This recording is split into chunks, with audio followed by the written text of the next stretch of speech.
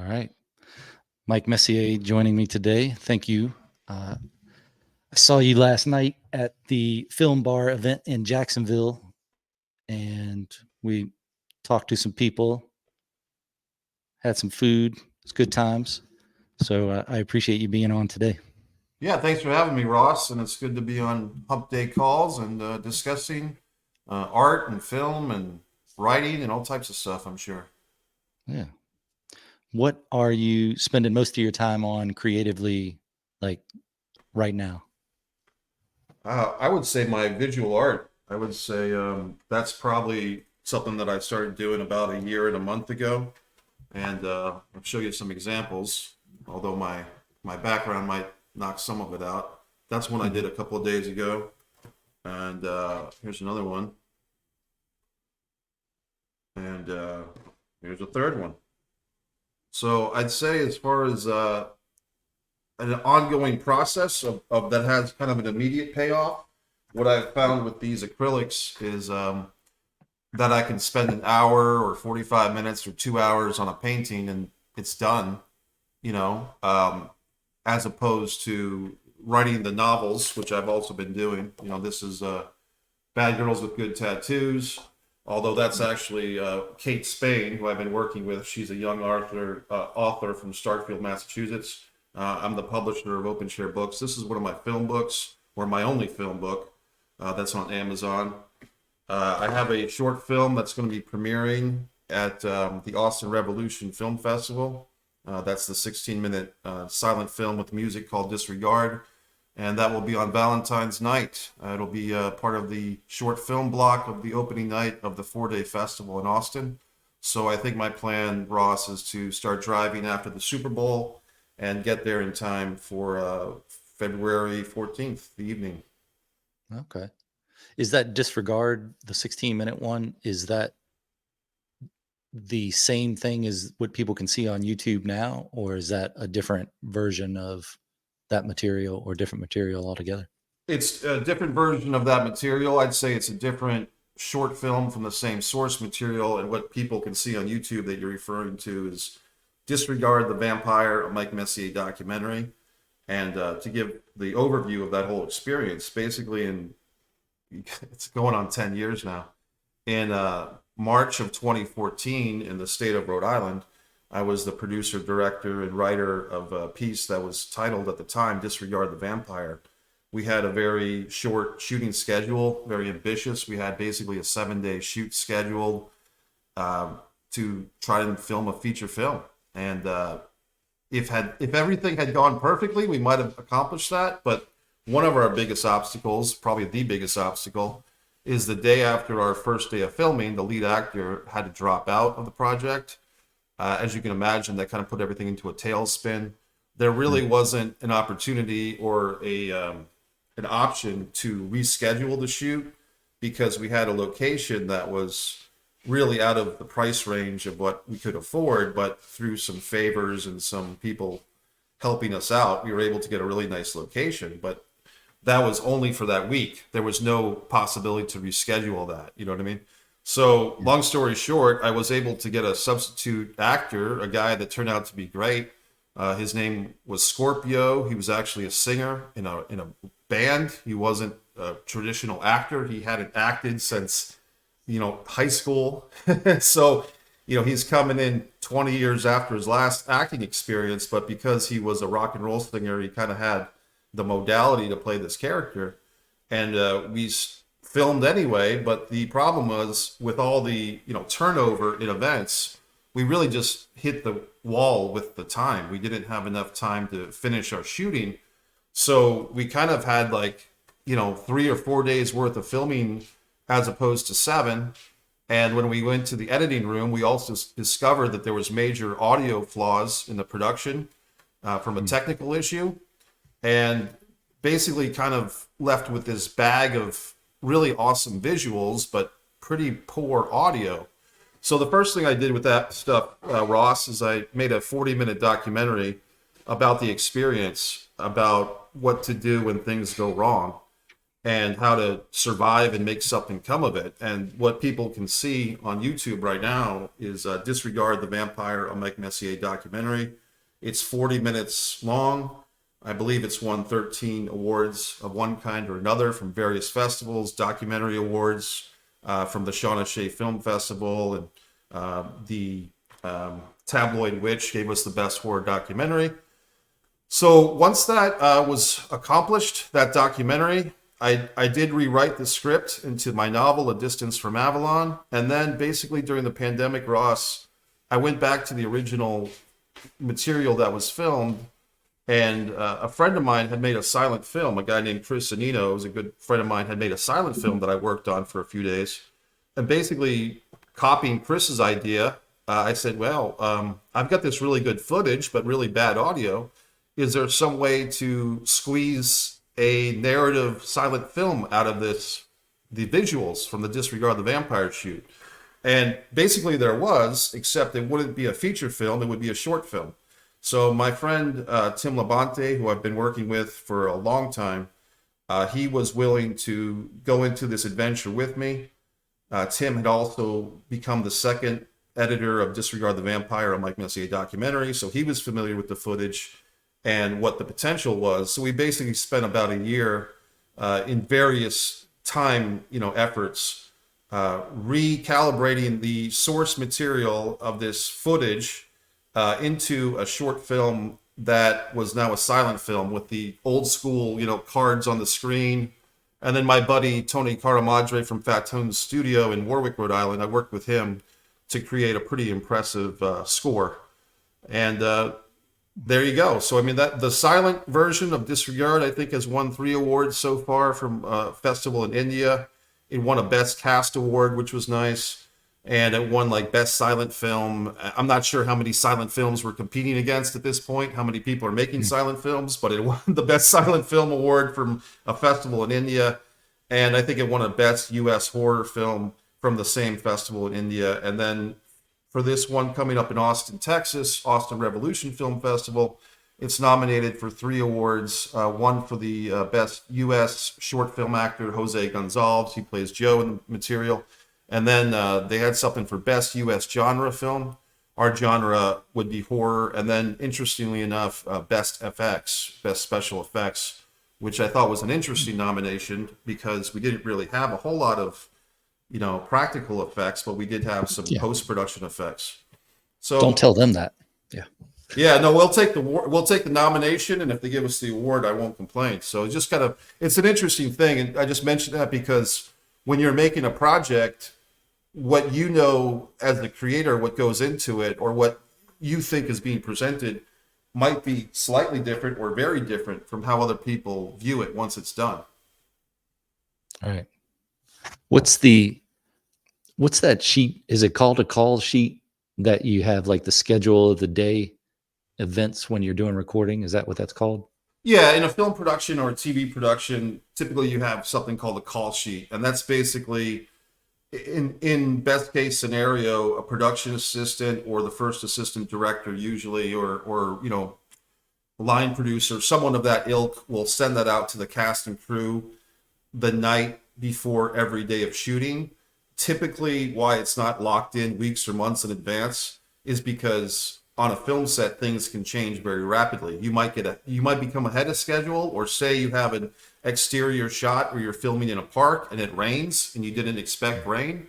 Then you might get, delayed a bit. So that's why call sheets, typically everyone in the cast and crew is kind of sitting on the edge of their seats every night, looking at their email every 5 minutes, waiting for the call sheet, because they basically need to know what time to wake up in the morning and what time to get to work. Is there a different form that's like the whole schedule of shooting? If you say you have a 7-day event and it breaks down each day and what scenes you're doing, is that a different thing than a call sheet, or is that a call sheet? I think you might be thinking of the same thing as a call sheet. I mean, there's an overriding schedule, and I guess just to clarify before we go down too deeply into this, there's definitely a world of difference between a short film with little to no budget and a feature film with a modest budget or a big budget. You know what I mean? If you're talking, I've been on film sets as an actor, I've been on pretty big film sets with Meryl Streep and Richard Gere and Jason Alexander and people like that. And they have a schedule that might be locked in, for several weeks or even months. Like, for instance, I worked on a movie called Hachiko with Richard. I worked as an extra, but the stars of the movie were Richard Gere and Jason Alexander, right? So they had a train set, like a working train set in Woonsocket, Rhode Island that they were filming at. Well, that has to be locked in weeks or months in advance.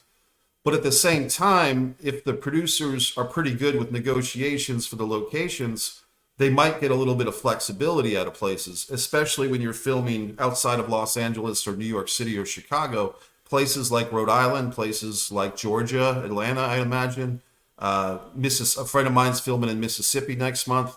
Places that are more grateful to have a feature film, those locations are probably more flexible because they're just happy that you're there, as opposed to a place like LA or New York where they're so used to films and TV filming there that they're more cynical. You know what I mean? Or they just don't care because they've had so many things filmed there that at that point it just becomes a paycheck for those locations. Then with doing dailies, if you have time, I guess at the end of each day, you go over all the stuff you shot that day. So then you would know if you had a sound quality problem right then, and then you could reshoot it the next day or schedule a reshoot in that same area when the same people are there or sometime in the future. Is that, Yeah. Go ahead. No, I go ahead, but I understand your question. But is that one of the things you do differently on that other one is have time? Do you have to, I guess you have to build in time to go over everything you shot that day just to make sure you're not putting it in order or anything like that. You're just making sure you got the shot you want. Yeah, hopefully, if in a lot of things, Ross, are best case scenario versus what actually happens. You know what I mean? So sure, if you have a best case scenario where you can film comfortably for 8 to 10 or 12 hours, and then still you have the time to sit around and watch the dailies and make sure you have the best audio, the best picture, and if something's askew, you can plan on reshooting that the next day. On the Disregard the Vampire initial shoot from 10 years ago, obviously, once we had our actor, our planned lead actor bail on us or no longer be involved, best case scenario went out the window pretty quickly. And at that point, my cinematographer at the time, Chris Hunter, had a 45-minute drive home every night. So after working 10 to 12 hours on basically a passion project, meaning he's not getting paid directly to do this thing, he's not looking to stick around with the camera and the monitor and the audio. So once again, man, it's always like ideal situation if we had $1 million, if we had all the time in the world, versus what actually happens. And and I think a lot of times filmmakers discover pretty quick that all the film theory in books or classes at a college where it can be a kind of a comfortable situation to some extent, once you actually start making something in reality, the best case scenarios often meet the hard slap of the reality to the face type of thing. Mm-hmm. With that, when you replace that actor, I've seen that the documentary, I liked it.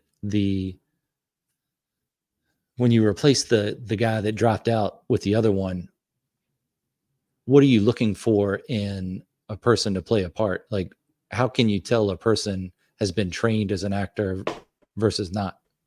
Well, the gentleman that replaced Scorpio is the guy that if people watch this piece, Disregard the Vampire, a Mike Messier documentary, like I said, it's on Vimeo, YouTube. It's pretty easy to find. Basically, he wasn't a trained actor. He was a guy that was singing in a rock and roll band. I think it was called The Hot Side of Zero. And Scorpio had performed, in front of maybe 200 people in Rhode Island. But oddly enough, he had performed in front of like 10,000 people in Portugal. You know what I mean? So he had some pretty stressful experiences where he did his work as a singer. And he basically had like a Jim Morrison, like if Jim Morrison had lived, basically like a 40-year-old, relatively healthy Jim Morrison. Not saying that he was the Lizard King at age 27, but a guy who was very comfortable in his own skin, had this very, to me, interesting look of this crazy kind of hair. He had a definitely like Zen Mojo Man vibe. So I mean, he had the presence. But when I first asked to meet him, Ross, I had never even seen the guy. I had only heard his voice because a mutual friend of ours at the time, a guy named Jojo Gator, who was the drummer and producer of Scorpio's band, had submitted to me as a friend, "Hey man, I hear you're doing this vampire movie. Why don't you listen to our song?" Because they had made a song that had like a vampire aesthetic. So when we got into this, god awful situation where this lead actor had to leave the project, my first thought is, who can we get to replace him? And I had already, not to say burned bridges, but there was already people, a couple of friends of mine that were upset that they weren't cast in the first place, right? So going back to those guys who may or may not have done it, I just know that the way sometimes actors can be temperamental. And if basically you haven't cast them in the first place, and then you're going to them a month later when you're in a jam, or when I'm in a jam needing a replacement, say, "Hey, I know I didn't cast you as this vampire a month ago, and I went with this other guy, but now that he bailed out, will you do it?" I mean, I just know that the reality is they're going to be passively aggressively not very into it. You know what I mean? And but Scorpio, the singer, I had never even met the guy. So I basically said to Jojo Gator, "Hey, the singer of your vampire song, can he act?" And my, Jojo being the promoter that he's, "Oh yeah, he can do it. He can do it." I said, "Well, can you see if he's available for the next 4 days? And whatever he's doing, if he's got a job or not, see if he's available, and let's audition him tomorrow morning." And Scorpio, to his credit, came out.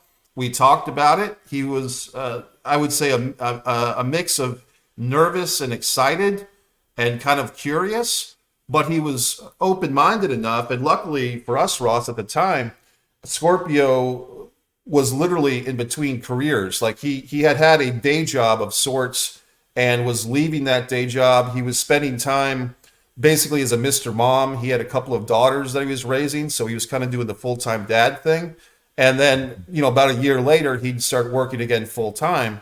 So we had him in this little nook of his life where he could kind of have somebody help out picking up his daughters after school and stuff, and he could work with us for 3 or 4 days in the middle of a week, you know what I mean? Not the middle of summer or Christmas vacation, but like in the middle of March, where a lot of people would have a 9-to-5 job, because he was in this particular life situation of doing the full-time dad thing.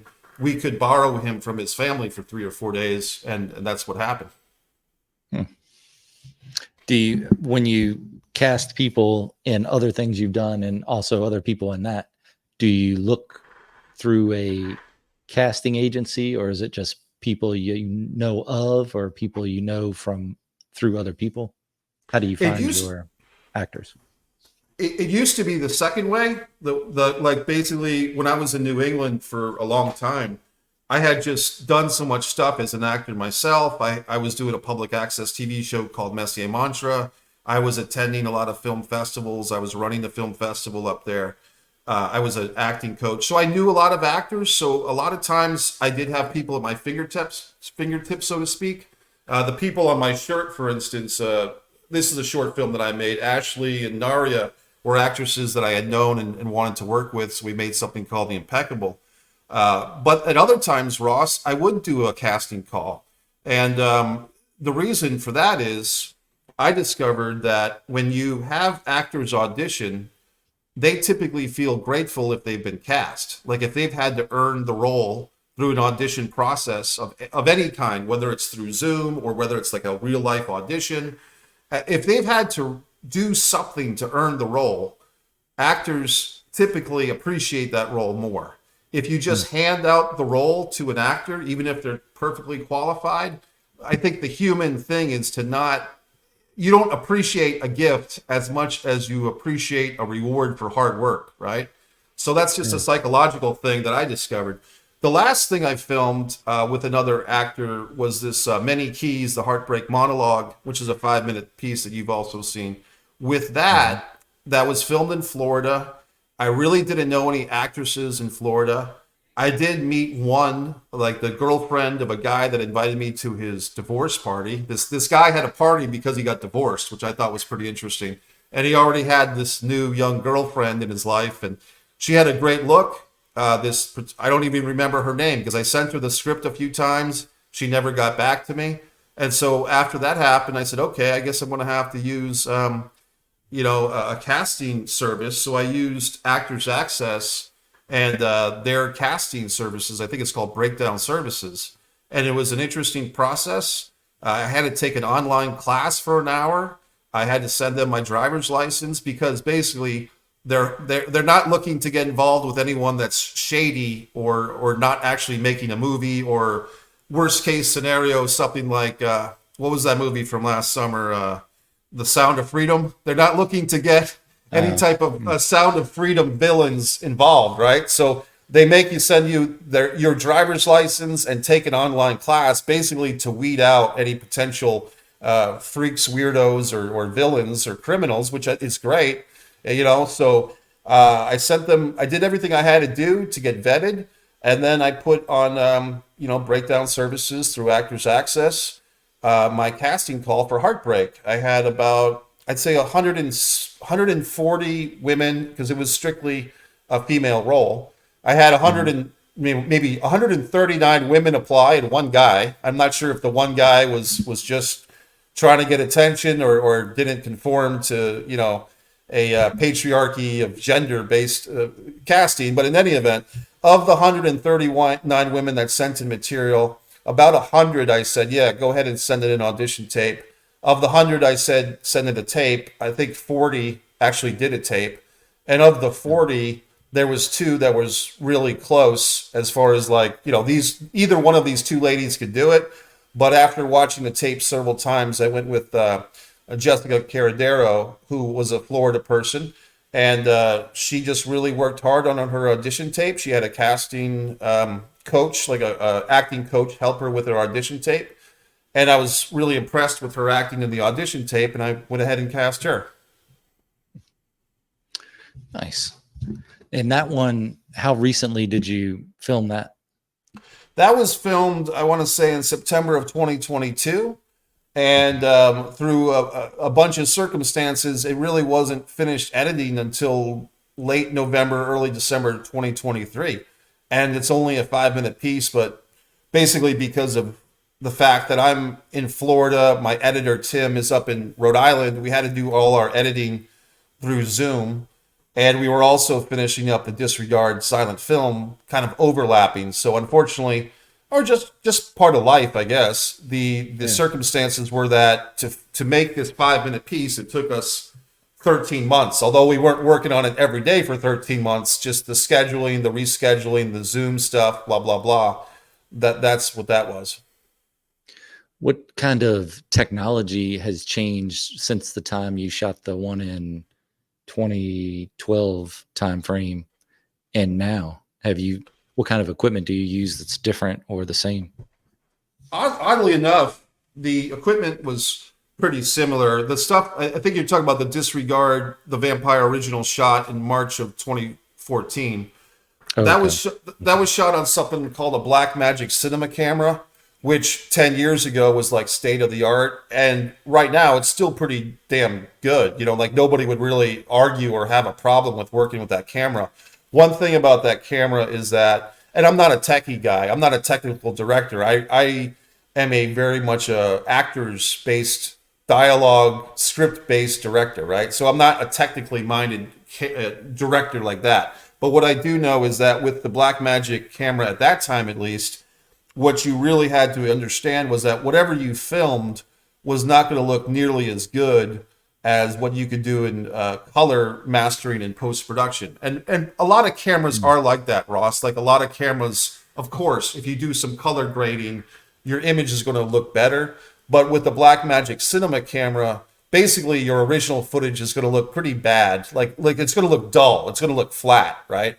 So what you need, and I did discover that, for instance, the stuff that we did for the editing of that material in Disregard the Vampire and Mike Messier documentary that was finished in 2017, well, that looked at a certain level with the coloring, with the color grading, but then another 5 years later, 2022, when me and Tim are doing the color mastering on Disregard, the silent film version, in just 5 years, either Tim's skill set as a color master or his programs or both had improved quite a bit, I think. So I can look at that footage and say, well, it's not the same footage, right, from 2014, but like I said, either Tim's skill level as a color masterer or the programs that he's working with or some mixture of both elements, the human element and the programs, have improved drastically in 5 years. How can you, is that the silent film version of that? Is that out somewhere where people can see it, or is that not out because you're going to that film festival? It's not out because we're going to the film festival. The only thing, if people did want to send me an email through MikeMessier.com or Mike Messier Movie Maker at gmail.com, if people really want to see it, I would be comfortable sending private people a private link. You know what I mean? What we have right now is on YouTube, we have a 1-minute trailer for it. But like I said, if anyone in this audience actually wants to see it, and I hope they do, send me a line through MikeMessier.com or Mike Messier Movie Maker at gmail.com, and I'll send you a private link to watch it. Nice. I'd like to see that. I hadn't seen the silent movie one. You said that's like 16 minutes or? It's 16 minutes, yep. 16, okay. Yeah. Yeah, that'd be good to see. Like to see, especially now talking about the difference in the color grading or just the production value. I wonder how much that's changed in the look of it. Because I thought the documentary one looked pretty good. I like that. That was worth watching, and that was the longer one. Yes, 40 minutes. Yep. Yeah. Well, besides that, right now you got the acrylics in the film that you're working on. Are you doing any other writing now or thinking about writing? Yeah, I started a couple of things, buddy. I started on Kindle Vella. I actually taught a class here in Jacksonville about a month ago. I taught a class. This was an experience. I taught a 1-day, 2-hour workshop on how to self-publish on Amazon and Kindle Vella. So in preparation for the class, I started writing another Kindle Vella story, which are basically novels in episodes, which is a whole other thing. But I started translating a stage play that I wrote called Margins, which is kind of a loosely based Harvey Weinstein parody. Although it didn't start off that way, it's become that way.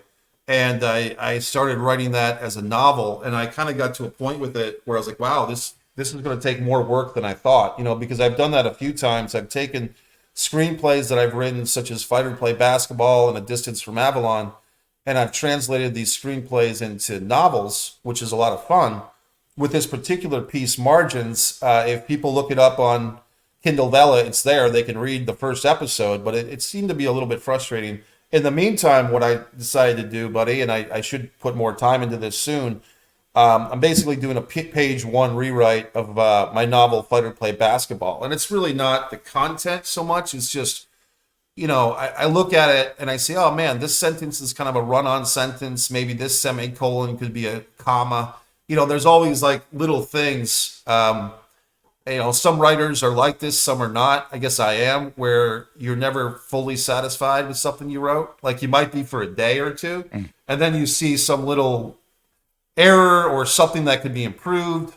And even though that novel's been out there for 2 years, now that I'm looking at it, I'm like, oh man, I kind of want to tweak this a little bit. And it got to the point where I was marking up the novel that's already published with so many notes. I'm like, it's going to be harder to go back into the file for this thing and make all these changes. It'll be easier just to start typing it up again.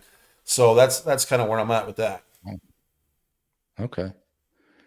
Yeah, I haven't read that one, so I'll be looking forward to reading your revision of it. Yeah. I think with being able to self-publish and on Amazon or places like that where you can so easily change the manuscript, that I think people would be remiss if they didn't correct something when they looked at it and said, well, here's a word missing or a word spelled wrong, word error, that, yeah, you should definitely go back and fix those things And then if you're going to rework it all and maybe let out a second edition, then yeah, that's worth retyping from the beginning and then putting it out as a second edition. Do you put those books in? Do you get like a Library of Congress number for them? ISBN is what you're thinking of, I'm pretty sure. Yeah, for instance, if you can There's see this one. yeah, Yeah, there's ISBN, right. and then there's the Library of Congress. That would be if It's a you different go through number. if you go through the Library of Congress to copyright your work, which Yeah. you can do. I think it costs like $65 now. And I've done that in the past I'd with do it. Scream. What's that? I've done it with all Yeah. mine, and it doesn't cost that much. But Oh, okay. Well, I was thinking of like screenplays in the past. I've done it. I've done some with my screenplays. I used to be very driven to pay the Library of Congress fees. With the Amazon self-publishing, it's kind of a thing where if you've got your name on it, if you can prove that all the drafts and documents are yours, you're fairly well protected. I'm not saying to people don't copyright your stuff, but with the self-publishing, there is a paper trail, quite record. literally. Yeah. Yeah. So.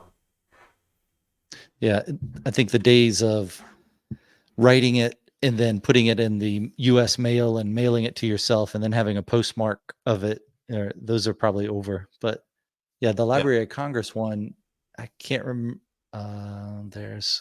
There's a bunch of things you have to do to get through it, but yeah, I've done it with all of mine and haven't had a problem with it. What I have started doing is the ISBN number I just get from Amazon now instead of going through a place to try to purchase 10 of them or one of them or however many you do it. Because I found out that a lot of those places aren't, it's difficult to say whether you're getting a real number or not because there's a lot of scams out there. So I was like, man, I don't want to be, I feel a little bit, maybe not scammed, but a little taken advantage of when I did that first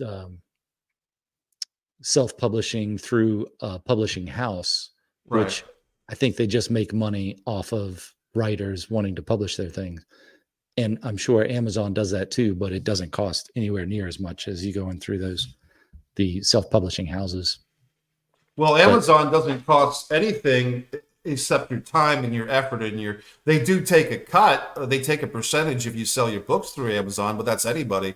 But yeah, man, I mean, one of the reasons why I started doing the Amazon self-publishing, Ross, is because I had gone through the cycles of looking at what I would call vanity publishers, self-publishing houses. They make a lot of promises, but basically they're in it for themselves because, and it's typically somewhere like $3,000 to $5,000 for a certain amount of books that you're supposed to sell on your own. And the reality is they're a glorified Kinko's or a glorified Office Max or something like that. Like they're really not doing anything for you or I was going to say acting, but for your writing career, other than take your money and give you a stack of books, and then you have to go out and sell them. I think at least with Amazon, there is not a lot of, I guess I would say not a lot of support with Amazon as far as there's no human being at Amazon that's going to walk you through the process. But if you figure it out, like for me, it took me about an 8-hour day to figure out the self-publishing on Amazon. Like going from never having done it and then basically spending an 8-hour day with like a break for a meal in there somewhere, I was able to get something done in that day once I had the book already written. You know what I mean? And like I said, I taught this course a few months ago, basically at the beginning of December of 2023, on self-publishing with Kindle Vella and Amazon. And it's tough because the class had like 40 students. A lot of them were senior citizens, so a lot of them were just having trouble with computer type of stuff, and so that kind of clogged it down a little bit. But I think the overall lesson to everybody was like, look, if you take your time, if you breathe a little bit, you can figure out this self-publishing on Amazon without paying a liaison to do it for you. And at one time, Ross, I was going to pay a guy $500 to do a lot of stuff for me, which $500 is not a lot. And he was a friend of a friend, and he seemed very legitimate.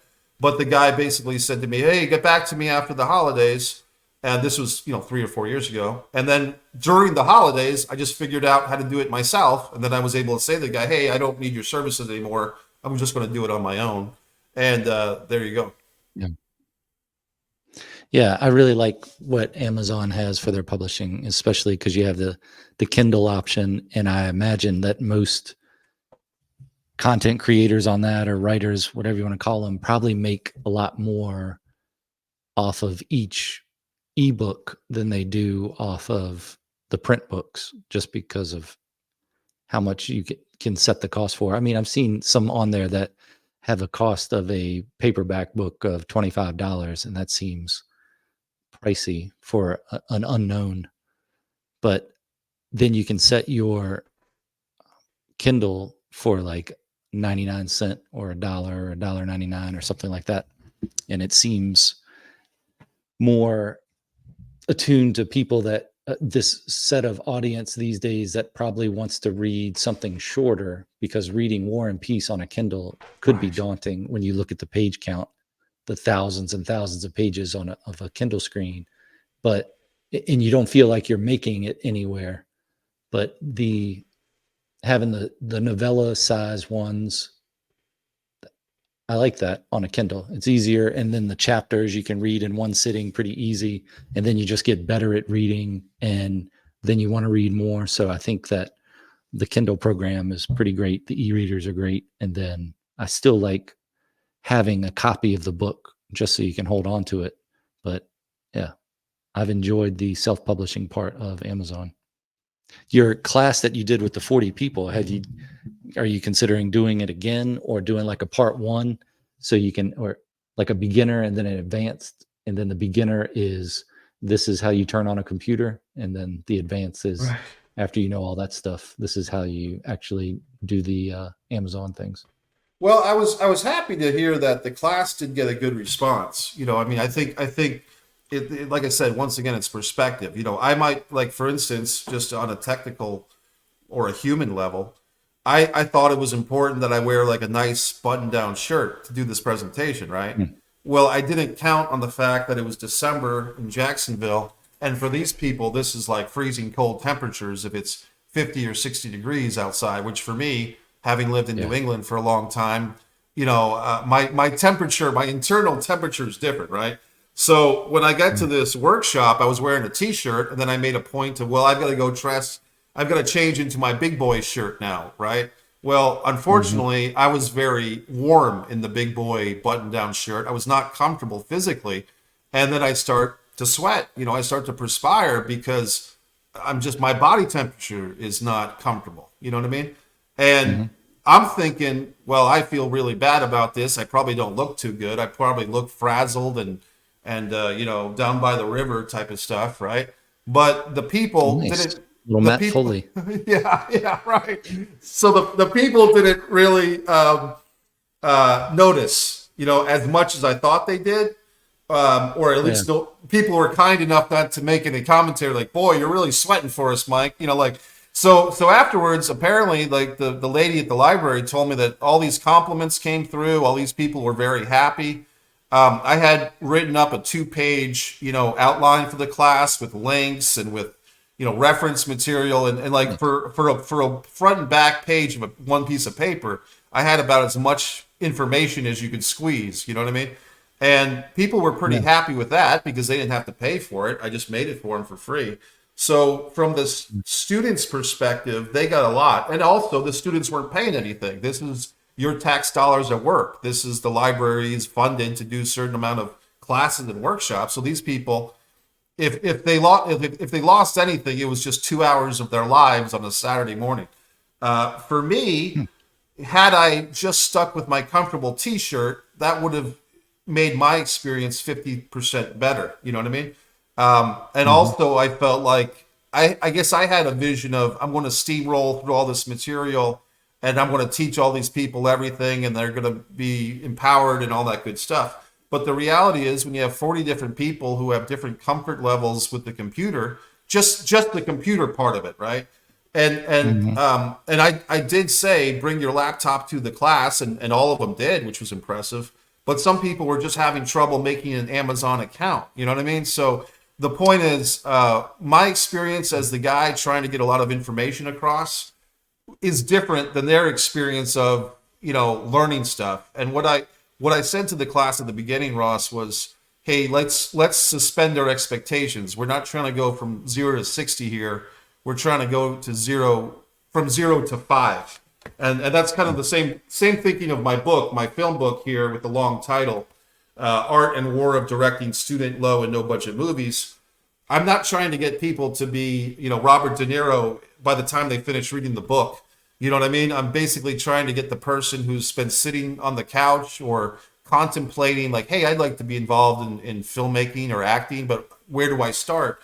Because there's a lot of people like that. Like even in today's age with YouTube and everything, there's still a ton of people that want to get involved and really don't know where to begin at all. So the point of my class and the point of this book, like I said, it's like 0 to 5. Like, let's just get you off the couch and get you doing something. And then we can take on the world next week. Part of the Not Too Daunting series coming to your local library. Well, I mean, my thing, Ross, is like a lot of books. I mean, there's like for instance, if someone wanted to get involved in filmmaking and they say, well, what should I read? Someone might say, well, read Sidney Lumet's Making Movies, which is an excellent book. But that book was written maybe 70 years ago at this point, right? So is that book going to, or maybe 50 years ago, whenever it was written, is that really going to be applicable to the person that doesn't have, industry connections? Like Nicolas Cage's uncle is Francis Ford Coppola, right? He can change his name to Nicolas Cage, but he's still a Coppola. But for the person who's trying to get involved in filmmaking or acting, reading a book by Sidney Lumet, that was written 40 or 50 years ago is probably not going to help as much as reading my book that I wrote, 2 years ago and have adapted a few times and is more practical for what people can actually experience right now. It's a good sales pitch. Well, do you have plans to do any more of those classes at the library on either that subject or different subjects? You could do a filmmaking one. What I think I'd like to do, I think I would like. I used to teach acting classes. I would love to see if they would want to bite on that, because for me, that's something I know I can do. That's my brand of acting class is a bit different than other people's. In my acting class, when I run a class, it's everybody acts in every class. I took a lot of classes where basically you'd sit there for 3 or 4 weeks and watch the teacher drone on and on about acting theory and have a couple of your classmates go through a scene for 20 or 30 minutes. And basically you would sit there and learn by osmosis, right?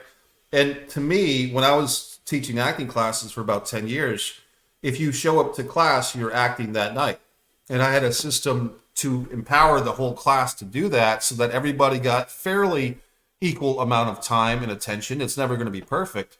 But what I didn't like as an acting student was sitting and watching other people act and then having to wait 3 or 4 weeks for my turn. So when my class was called core acting. And for me, you show up to class, you pay your money, and you're going to be acting one way or another that evening. So I'd like to start doing that again. Kind of like Fight Club rules, except you can talk about it. You can talk about it, right? If it's your first night, you will act. You will act. Yeah. Nice. What were your big influences then to get into filmmaking? That's a good question. I think when I was in high school, and I wasn't a good student, you know what I mean? Like I was a 2.5, GPA type of student. So there was a lot of subjects in high school and in college that I suffered through and did not enjoy.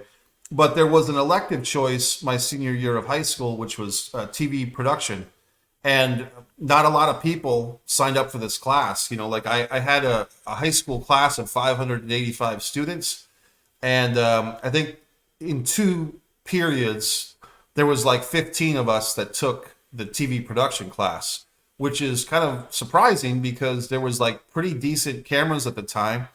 And it was this, the teacher was Mr. Harvey, who was kind of a old school type of guy. And, but he was a good guy. And, in that class, you kind of got the first steps of writing a script and acting and stuff like that. So, I mean, as far as the hands-on, that was the first thing.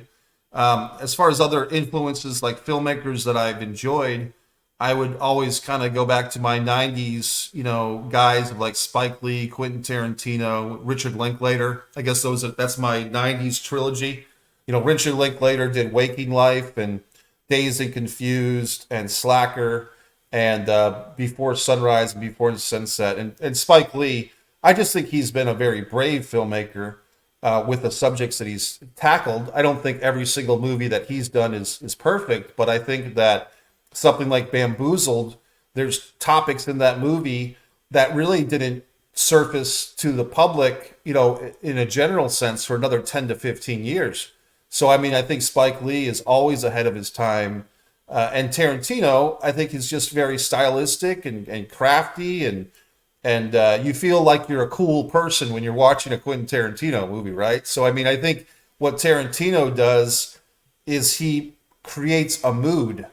And I think in some of my works, like The Impeccable that people can watch for free on YouTube on One Man and a Camera Films, or like The Many Keys, the Heartbreak monologue, or Disregard the Vampire, I'm trying to create a mood. And there you go. Yeah, I like Spike Lee for like the zeitgeist of the time. And then Tarantino, he has a lot of interviews that are available on YouTube, and I like his take on movie making. It's pretty fun. I like the movies too. So yeah. What then? I wouldn't say top 10 films, but what are 10 films that you really like? Well, I can start off with two. I'd start with Highlander and Goodfellas. So Highlander, as far as just a fun, great soundtrack. It's a really interesting concept of these immortal guys fighting in New York City. Christopher Lambert, I mean, this is a great role for him. Sean Connery. Goodfellas is just to me, that's an awesome film. Not just to me, but to a lot of people. I mean, Goodfellas is great. Yeah. Oh boy, let's see. I mean, it's in general, The Conjuring and the Conjuring horror films for the last couple of years. I'm not sure. I guess the original Conjuring, Annabelle. I think that whole series has been great. Trying to think of what else, buddy. I mean, as far as Tarantino goes, Pulp Fiction. I mean, I have a Pulp Fiction inspired tattoo on my ankle, so I mean, there's that. What else do I like, buddy? God, you know what I like in recent years? I'm just trying to think of recent stuff. Joker. I think Joaquin Phoenix. I think I saw Joker in the theater 2 or 3 times. I think that the shoe steps that Heath Ledger left with that character, nobody wanted to touch that character. You know what I mean? And Joaquin Phoenix, to his credit, I'll take that role and I'll take that challenge. And I mean, to me, first of all, he's got balls. I mean, he's got courage as an actor, paycheck or not, to take on the role of the Joker after everyone, Heath Ledger getting an Oscar posthumously for the Joker in that movie.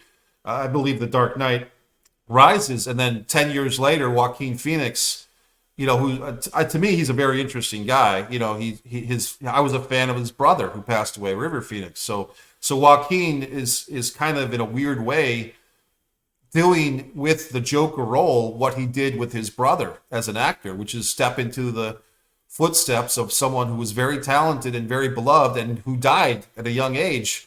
And to me, he knocked it out of the park. I saw Napoleon recently, got to see it on the IMAX screen, and I thought Joaquin was excellent in that. I thought I saw The Iron Claw, the wrestling movie, for the second time last night. And as a pro wrestling fan, I have a lot of information about that story of the Von Erich wrestling family that most general audiences wouldn't have. But to me, the filmmaker made some tough choices with that movie. Basically, he eliminated an entire character, one of the brothers, Chris Von Erich, who committed suicide. But the filmmaker felt that he had to eliminate that character in order to make the film successful. And the second time that I watched that film, I would have to agree with him, So, I mean, I think that movie I'm very impressed with as far as something that's out now. I'm trying to think of other ones. I mean, one of my personal favorites, a movie that I made, Blood Sugar Sedace, which people can watch on YouTube. Blood Sugar Sedace, to me, is a great movie, but mostly because I know the work that went into it. Not just my own work, but once again, Tim Labonte, the cinematographer, editor, co-producer, the cast. There was only a 4-person cast for a 78-minute movie. That's difficult to pull off. So, I mean, that movie, has a big history for me. Trying to think of what else. Well, here you go, buddy. As far as the classics, I'm a big Citizen Kane guy. You know what I mean? Like I always, when people debate the best movies or this, that, or the other, I would always probably go back to Citizen Kane. And it's because things like video montage, Orson Welles invented that. Like when you see a bunch of things happen in a movie and you have a background song and you're kind of learning a bunch of material in a short amount of time, that's Orson Welles. I mean, as far as I know, he's credited with basically inventing the video montage almost every single movie you see these days uses at one point or another. So I would give that to Citizen Kane. I'm trying to think of anything else, man. I mean, Nightmare on Elm Street, as far as horror goes, comedy. I mean, I have a fun time. For the last 2 years, I've seen National Lampoon's Christmas Vacation on the big screen.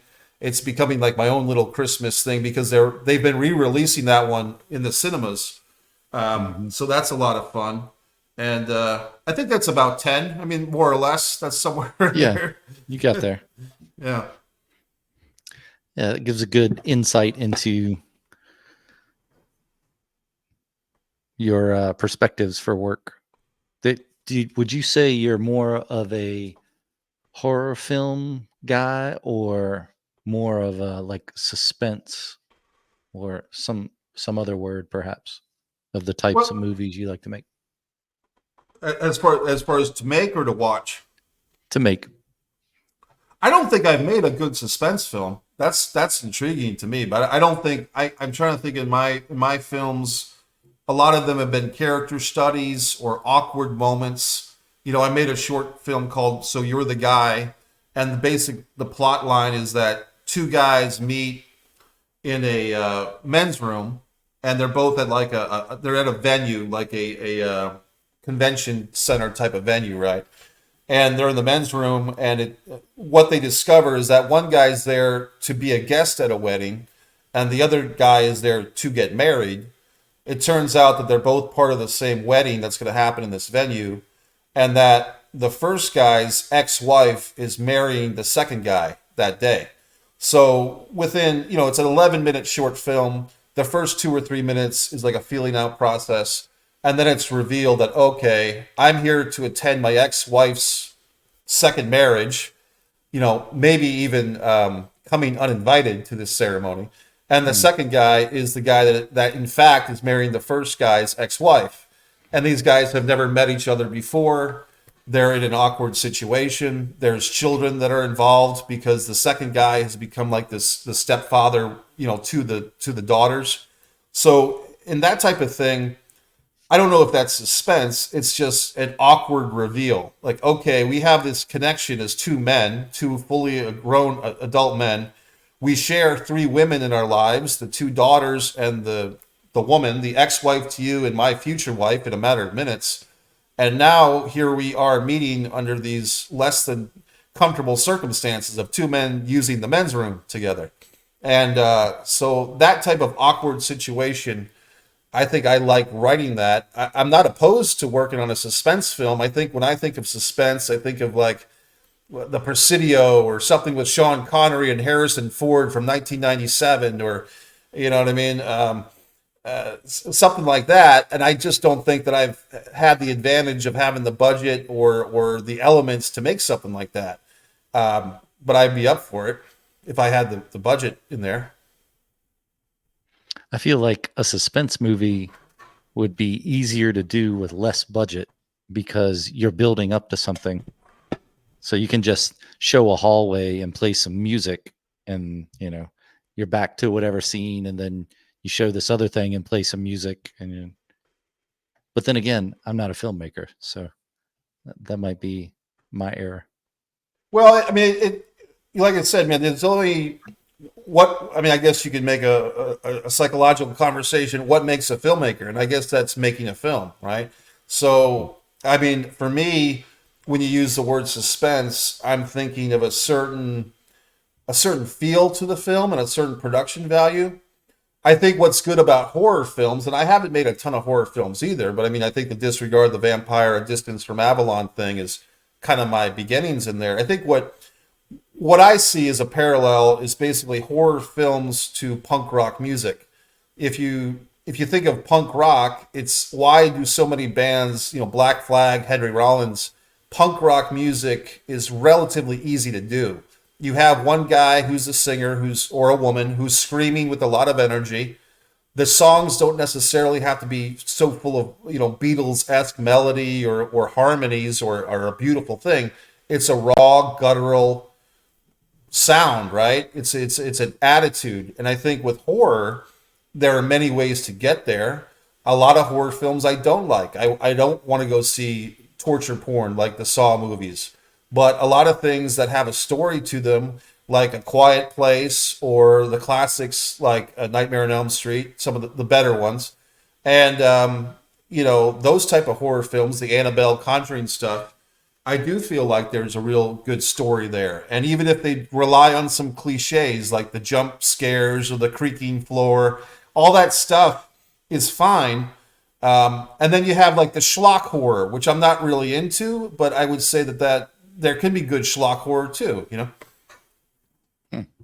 I haven't. I'm not a big horror film guy. I'm surprised that Alien is considered science fiction horror, but I can see how it is. I would say that's more suspensey, but maybe horror movies have an element of suspense anyway.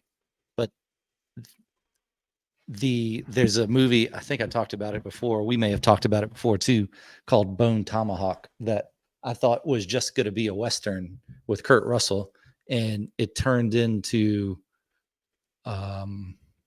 more psychologically disturbing for me, not to the point where you're damaged and you have to go, talk to somebody, but more of just like, oh, that's scary in on some visceral way, to where like 13 Ghosts is probably scary in one way because you can't stop the ghost and he's just coming for you. So that's one of those things that you're like, oh, that's a bad dream type stuff. So the Bone Tomahawk, I didn't know was a horror movie. Looked at the first scene of it, and I thought, this is a scary Western, because it wasn't blood and gore. It was just like, what? That's different from a Western that I've seen. It doesn't have the classic Western start. And then after about halfway through, I looked at because I was watching it on some streaming thing. This was probably back in the day, maybe before so much streaming, but maybe it's on HBO, and I paused it or something, and it said it was Western horror. I was like, oh, okay, this makes sense, because it did get a little more gruesome towards the end, but you were already locked in, and you're like, well, I got to find out what happens to the troglodytes. I can't not know, because every time I go outside and hear the wind blow, I'm going to be terrified. But I think that had the suspense wrapped in there, and maybe I just need to go look up what are the elements of suspense versus the elements of horror. But Well, I the think guy that it's in there.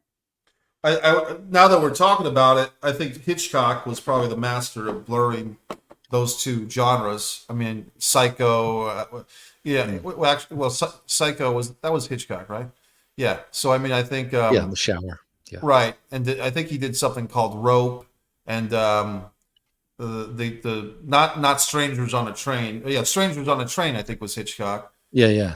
So I think when you're talking about suspense horror, I think that Hitchcock wrote the book on that one. Yeah, I don't think you could have. Well, maybe if you had a horror movie that didn't have suspense, it would just be a bloodbath.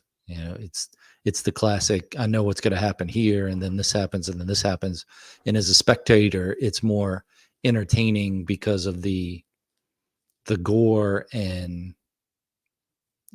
carnival-esque attitude of it than it is about the psychological part of what's behind that door. I haven't seen what the big problem is yet, like Alien, where you're Right. like, when is this alien coming out? Come on.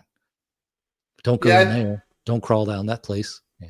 When you initially said suspense, I guess that leads me to stuff like Tommy Lee Jones and Ashley Judd and Double Jeopardy, or I guess what I'm thinking of suspense movies, I'm thinking more of a who done it, Bill Paxton and Madeline Stowe and Blink, or I don't know. I when I hear suspense, I think more of like there's a criminal on the run, something like even Air Force One, or But I mean, that's the thing about cinema, man. These terms are subjective. There is no finite definition. I guess there is in some textbook, but the way that people use the terms might differ from one person to the next. Yeah. I guess because I do remember hearing the word like suspense thriller. Right. And then, so I guess I just need to look at a film sheet that explains every type of film, and suspense has to be in almost everything.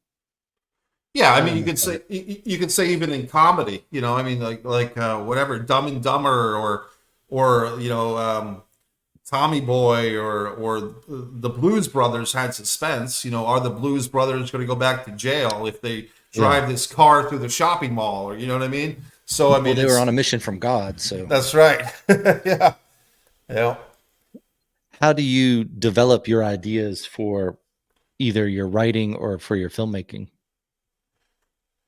It's a good question too, Ross. And I think a lot of times it's just, for me, the best type of screenwriting situation is just some type of concept flickers in the brain, and then relatively quickly start writing.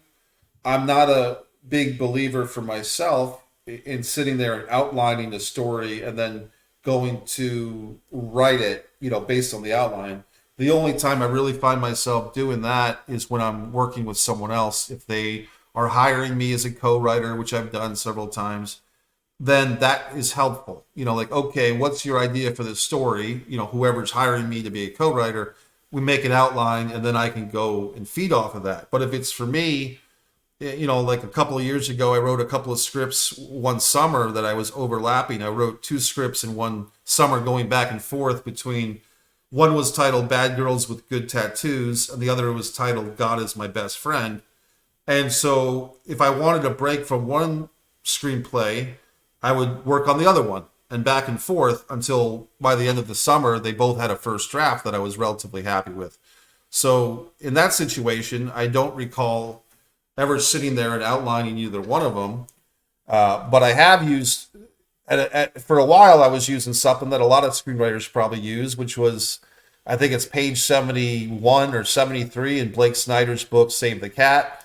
He has a very formulaic but approachable and easy to use screenplay outline format that he devised, that he came up with. And Blake sold a lot of books. And a lot of movies that you see even now, 25 years later, are based on Blake Snyder's Save the Cat book, because it's a very good book. And his template, his outline to write a Hollywood-friendly screenplay is very useful. And I would say what's useful about it is you can use it to help you as a tool. It's not going to do the writing for you, obviously. It's just a template or an outline, guideposts. But then you want to kind of do variations on a theme. You don't want to necessarily and he says that even in his book, you don't want to necessarily stick to that number by number, page count by page count.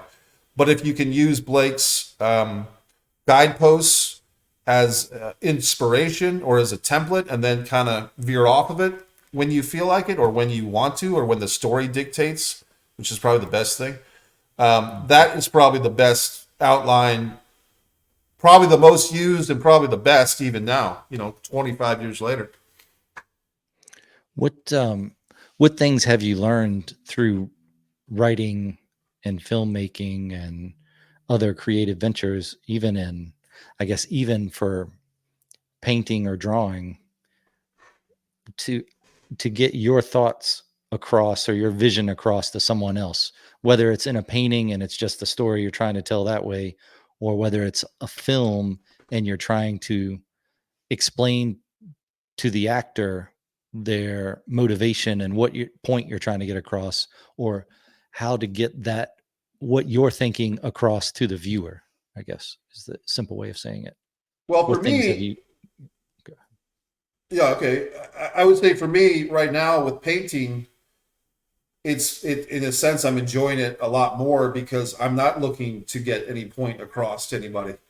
I'm doing it for my own enjoyment, and if I feel that the painting is something that I want to share on Facebook or Instagram, or try to sell a few on eBay, which I've done, or sell a few at a yard sale, or you came out to this community sale thing. Um, for me, the painting is kind of empowering because I don't have a very contrived thing of I'm trying to make this thing look like this other thing. Like I'm not trying to paint like a landscape or a cityscape, or this is New York City, or this is, this family or this historical person. I'm literally just doing whatever I feel like, and let the chips fall wherever they may, without an expectation of pushing an agenda, or even a notion of a thought. Like this is just what I'm doing, and I'm kind of a witness to just stuff happening. Like stuff is just happening, and I'm having fun. And I kind of wish, in a sense, that I could get back to that with my writing and my filmmaking, where I wasn't so conscious of the process of what are people going to think of this thing. Because I think that once as a writer or an actor or anything, it's kind of just a natural thing. Because if you're going to share your art with people, whatever medium, if you're not a robot, you are going to have some concern for the audience and the perception of what you're trying to do. And especially in our gotcha culture of you tweeted this 5 years ago type of stuff, people are always kind of conscious of what they're saying at all times, which I don't think is necessarily helpful to the art, right? So, but I think I would say that there's a difference there. There's a difference, at least for me right now, with painting. Like I said, I'm having more fun with that now because it's not reliant on the big thing with filmmaking is the human element, which is I'm going to write a screenplay, but then I have to work with this other person who might be the producer or the director if I'm not doing that myself. Then we're going to get these actors, and then they might have ideas on the script, and they're going and they should because they're human beings. So they're going to bring some stuff to the table. But at the end of the day, the original vision of the screenwriter might be warped. It might be better, it might be worse, and most likely it's going to be different. So I think for me, Ross, the biggest upside for filmmaking, whether it's low budget or big budget, the biggest upside is also simultaneously the biggest downside, which is it's a collaborative medium. It's typically not just one person making something, unless it's like a solo YouTube video or you know what I mean, like a one actor movie. In that rare exception, perhaps, but typically with film, you're dealing with either dozens of other people, half a dozen at the minimum, and oftentimes a couple of hundred, and a really big budget stuff, a couple of thousand people. And those people are going to have an influence on the material. And I've had some situations where I've been happy with that, and some situations where I haven't. But with the painting, at least, it's just me and whatever I want to do. It's a good explanation. I think I'd see the painting as along the lines of if you liked music and you started your own band, you're not doing covers, you're doing what you want. That way nobody can tell you what you're doing is wrong. And if you're self-conscious about whether it's good enough or not, that doesn't matter because it's original. And maybe that's the whole punk vibe too, is I'm just doing this thing and you get it or you don't. I guess, do you think there's a big difference in independent filmmaking versus studio filmmaking to get just to film a movie versus dealing with a studio that wants to have, I don't know if how much of a narrative they put into things or what formula they're looking for, but what do you see the biggest difference in independent and studio house films? Yeah, yeah. I mean, I'd say that compromise. I mean, the one word would be compromise, which is if you are a filmmaker that's relying on other people's money to make your project, there's going to be most likely some compromise. I mean, I think there might be a few exceptions, which would be like a Stanley Kubrick. But when did he become the exception? It wasn't on his first or second movie. It was probably by the time he got to Eyes Wide Shut with Tom Cruise and Nicole Kidman, who are the two of the top 5 movie stars in the world in 1998 or whenever they filmed that, 96, 97. And Kubrick, who had already had a proven history of success, right? But I think shy of that level, there's always going to be compromise. I mean, Spike Lee still talks about the compromises. I mean, he self-funded one of his movies about 10 years ago, I think, through Kickstarter or Indiegogo or something, because he didn't want to compromise with the studio. I don't remember which film that was. But my point is that unless you're the upper echelon where you can call your shots, everyone beneath that, Kevin Smith or whoever, they're all compromising. And I think that's, someone who seems like he's not. I don't know if he is or he's not, but a guy like Michael Moore stands out because there's a feeling, at least, that he's not compromising with other people. I don't know if that's true or not, but at least he presents in a way that seems like he's not compromising his stuff. For me, Ross, just on my experiences, and I haven't made a huge budget movie where I was a producer or writer, but I have worked on stuff that have had, decent budgets. I can tell you that as the budget, whenever there's somebody else's money involved, whether it's $200,000 or a couple of million, you're not going to get what you want as much as if it's just you paying out of pocket somehow. And I think I can tell you that with Blood Sugar Sedace, which was more or less out of my pocket and my co-producer Tim, to a lesser extent his pockets. But I can tell you, I pretty much made the movie I wanted to make, but I pretty much went broke doing it. And nobody was very comfortable making that movie. I mean, nobody was treated poorly as far as the cast and crew. We all had, I think, a pretty good time. But it's not like we were swimming in caviar and champagne dreams making a 78-minute movie for basically a $12,000 budget either. That was pretty difficult. But I think I treated people with respect and so forth. But on the upside, creatively, the movie is done that I can live with because I don't feel like there's anything in that movie that wasn't my choice. I have worked for other people's movies as a contributing writer or as an actor, and I have been less than happy sometimes with the compromises that come out. Have you written any novels or any other work like that with with another writer? Not novels. I have been involved in a few situations with screenwriting, and for me at this point, I guess I've been hired as a co-writer, which basically translates to somebody else has an idea or a notion of an idea or even a treatment, which means a few pages on paper, and they basically hire me to take that idea or treatment and make a full script out of it. And rather than say, Mike Messier is the only writer on this thing and this person's a producer or whatever, we'll basically take we'll each have a co-writer credit, this person and Mike Messier, with the understanding or the agreement is basically you're paying me to do the lion's share of the writing, and in exchange for your money, you're getting the co-writer credit for basically I'm doing 90% or 75% or 65% of the actual writing. I don't really want to do much more of those, Ross, and the reason is I typically undercharge for my writing services.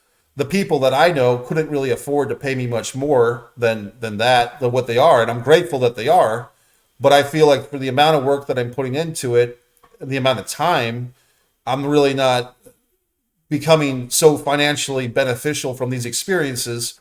And also, the reality is if these people can't afford to pay me what I'm worth to co-write or write the script, these movies are most likely not going to get made because they don't have the connections to actually get this thing to somebody who can afford to make it, and neither do I. So in a sense, it's a vanity project where I am the worker who's helping you get this idea that you have, not you, Ross, but whoever it is, onto paper with the hope that someday it could be made. But typically it's taking more time than it's worth in the financial benefit to me. So I've done that experience a few times. And at this point, I'm still up for it, but the money would have to be better. And the people that I know in my circles don't really have the money to pay me what I'm worth to do it. What kind of, when you're writing a script, what program do you use, or what programs have you used that you like? I'm a Final Draft guy. I mean, I think Final Draft, I think they're up to version 11 or 12 now. Final Draft screenwriting program. It's worked for me. I think the first time I started using it was maybe 2003, 2004, and then through the years, I've pretty much gone with almost every time. They upgrade the system. They make adaptations every couple of years. And I think that for the price that they charge you, which is basically about $150, maybe 200 for the most updated Final Draft version, I think it's worth it. Like that's a conversation that screenwriters often have is, well, why should I pay this $200 when I can get something for free? Because there are free programs too. And I would just argue that if you ever get to the point where a major studio or even a minor studio actually wants to produce a screenwriter's spec film script, typically they're going to ask for a Final Draft version anyway, because it's basically what you call industry standard, right? So if you actually have goals to be any type of success as a screenwriter, eventually someone's going to ask for a Final Draft screenplay. So in my opinion, you might as well prepare yourself for that possibility of success rather than siphon yourself by using something that's online for free, which there is. I mean, there's Celtics, which is decent, which is free. And there's other stuff that's less priced or different that are free. I'm a Final Draft guy, to answer your question. All right. Well, with all this, how does pro wrestling fit in? It does and it doesn't. I mean, I'm a fan of pro wrestling. I mean, for me, in one way that it fits in is that I was a co-writer and an actor in a movie called The Manor. It's a horror film that people can get online pretty easily. I think it's streaming through, I think Amazon Prime has it now. And in that movie, a couple of wrestlers of note, Kevin Nash, who people might know him as Diesel, Big Daddy Cool Diesel, one of the founding members of the NWO with Hulk Hogan and Scott Hall. Kevin Nash was cast in this movie that I wrote, basically playing a character that I created. I had a nice scene with him in the movie that was fun to do. And we also had a guy named Mike Bennett, who's now in All Elite Wrestling. He's in the main event program with them now. And Mike and I played brothers along with Sully Erna, the singer of Godsmack. The three of us played the Baton brothers in this movie called The Manor, which is a movie that's probably best watched after midnight, kind of like the Gremlins, Okay. So if you watch The Manor after midnight, it's enjoyable. And there was a couple of wrestlers in there. So I mean, I think the wrestling thing is, I have an interest in it. I think sometimes the overlap of wrestling and film can be a bit much. Sometimes they should be working together, sometimes not. I did make a movie called Wrestling Son, which people can find on YouTube, that has Killer Kowalski and Eliminator John Cronus. I've written a couple of feature film screenplays, Wrestling with Sanity and American Luchador, that I've made scripts for and pitch decks. So those are available. So I think that's about it. Okay. Then your projects that are in the works now, then are your 16-minute silent film is done. You're just now going to film festivals with it. Do you have anything besides the acrylics that you're actively working on for film or otherwise? Yeah, I mean, I think as far as the film goes, there's no set plans to film anything right now, because I feel that I'm at a point, Ross, where I would love to shoot the Distance from Avalon movie as soon as possible. However, I think I would need at least $50,000 to do it justice as far as a budget, and I don't have $50,000 to make it. So in that regard, I've kind of done the thing several times of making low budget short films, and I don't really want to basically 10 or at this point 15 years ago, making Blood Sugars Today as a feature film for 12 grand. I think that's kind of a once in a lifetime thing. I don't think I want to repeat that process. That's too tight of a budget, too much work went into it. And I wouldn't want to do that again. You know what I mean? I think, and it's, I don't think 50,000 is a lot of money to make a feature film. I can do it. And I could make Distance from Avalon pretty comfortably with 50 grand. But if I don't have the 50 grand to make it, I'm not going to try, because I don't want to set myself up for failure and waste people's time.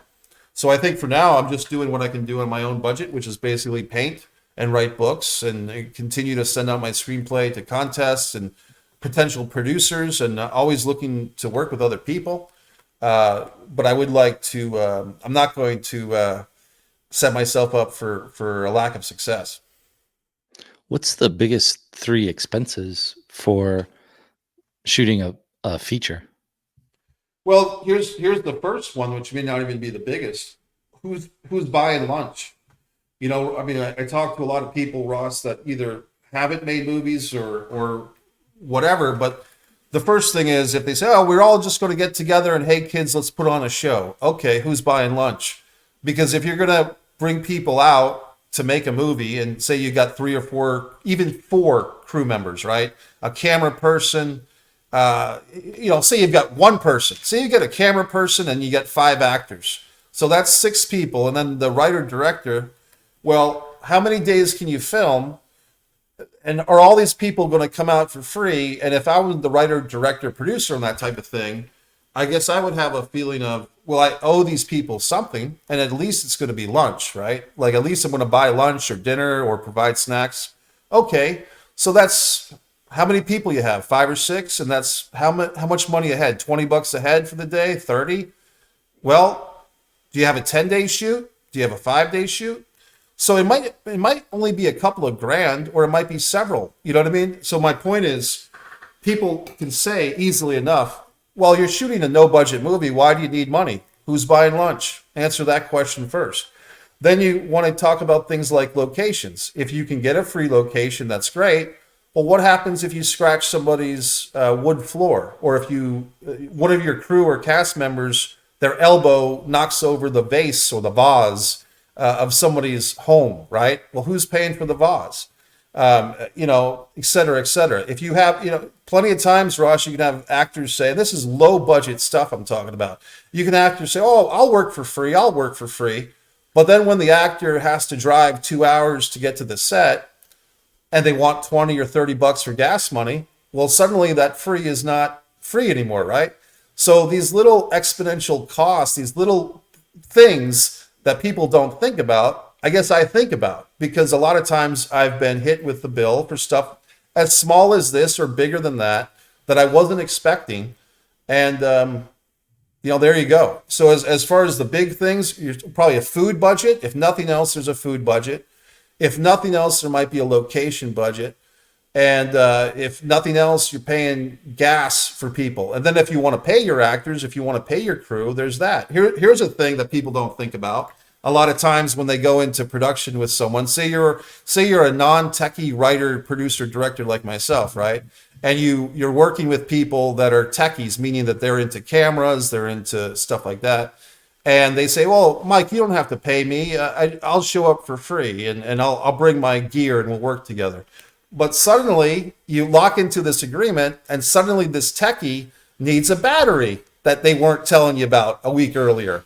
Or they need a certain bulb, or they need a certain cord, which was never mentioned previous to that. But suddenly, if they don't have this battery, or they don't have this cord, or they don't have this lens, your vision is going to be greatly suffering. So basically, the idea is, because you're in business together and you want to keep on the smiley, I will end up buying the battery or the cord or the bulb or whatever the hell it is that this person is saying is so important to make this thing happen. And that's the type of thing that people don't expect, but it often does happen. Yeah, sounds like a good way to assemble a kit if you're the techie person. You just project after project, and next thing you know, you have a Blackmagic camera. Yeah. Yeah, and look, and a lot of times it's not nefarious, but a lot of times you'll I mean, this has happened to people. This hasn't happened to me, but I've seen it happen, where you'll hire a hair and makeup person. Like, okay, we have all these. Typically, you have attractive actresses, and you want to make them feel like they're going to look their very best. And with the high def cameras, if you're using that pick up a lot of imperfections, you'll hire yourself a hair and makeup person. Oftentimes, they're female, not every single time, right? But you'll hire the hair and makeup artist, and they'll give you a price, a daily rate. And then you'll find out they also want their kit fee, which means, well, here's an additional fee because I'm using my own supplies. Well, that's fine, but a lot of times that kit fee doesn't get mentioned until you've already made your agreement for the daily fee. So I'm not saying that people are manipulative, or maybe I am saying they are manipulative, but oftentimes what happens, Ross, is people, whether it's crew members, actors, or whoever, they look at things from their perspective. Like, oh, it's not gonna, I need $20 to get to the set. And I'm not arguing with that, but they often forget that if it's an independent producer, director, writer like myself or somebody else, where do they think that all this money is coming from?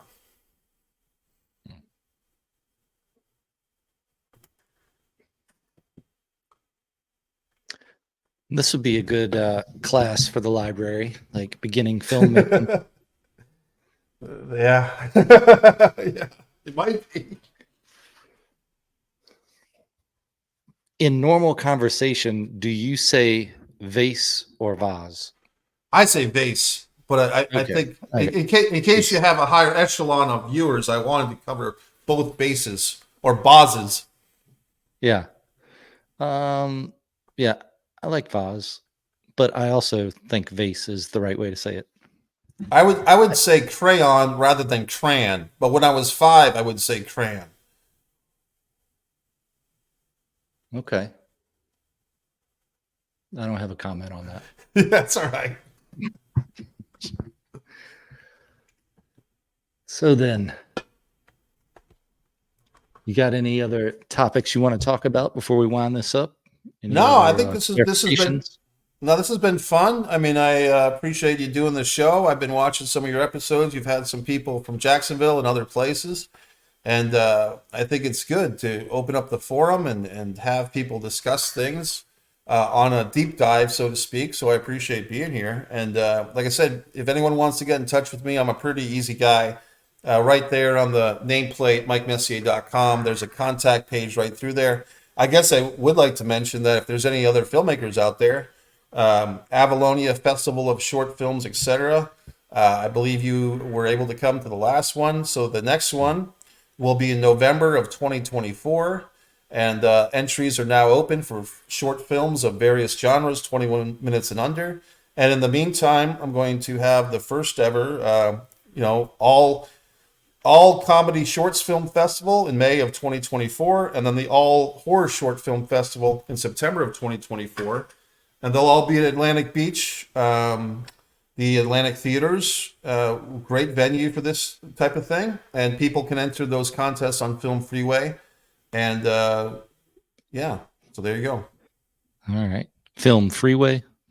Yeah, Film Freeway is pretty much the number one platform for short film contests, and actually all film contests at this point, film festivals where you can enter relatively simply. The site is called Film Freeway, but a lot of festivals, such as the ones that I'm running, do have entry fees. There are some festivals out there that don't have entry fees, which is nice too. But in order to submit your film, typically you have to make a project page on Film Freeway for your project, and that is free to do. Okay. Good tips. Well, I appreciate your time and your insights and stories and explanations. I'm sure we'll be talking in the future. I look forward to it. And thanks, Ross, for doing the show. It's been a lot of fun. Yeah. All right. I'll talk to you on the other side of this.